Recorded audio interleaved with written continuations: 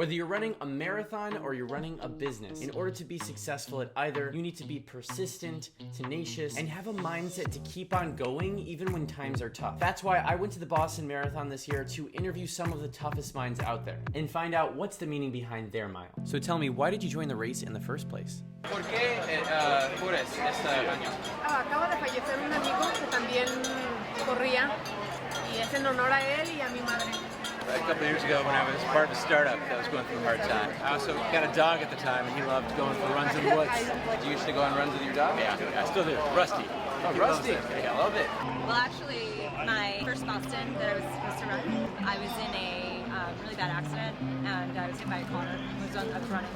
I was in the hospital for 2 weeks. I broke my leg, I tore my ACL, and I couldn't walk for a while. This was a few years ago. And so my why was to come back and just kind of do this momentous thing on this historic course again, after rebuilding up.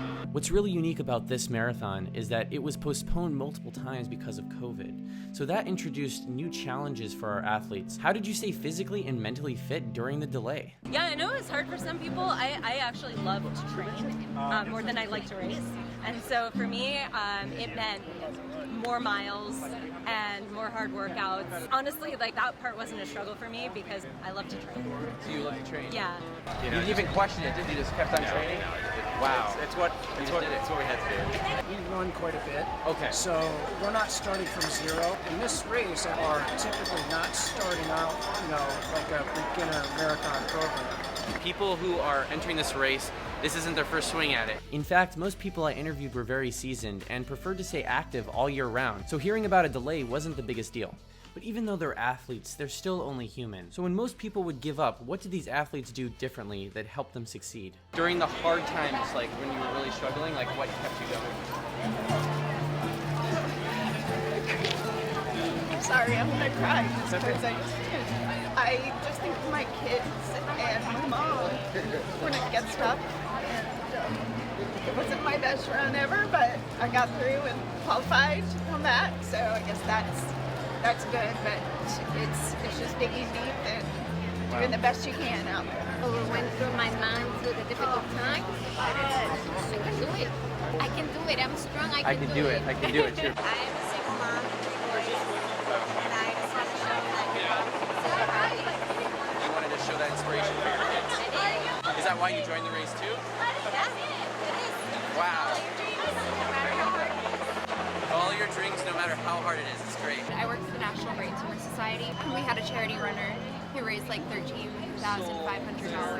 Her husband has a brain tumor currently. He has glioblastoma. So I think what kept her going was just like her why. Like we always say meaning behind the mile. It's like we always say like go back to your why. Like if you're ever struggling, you're hitting mile 18, you're hitting Heartbreak Hill, like just always remember your why.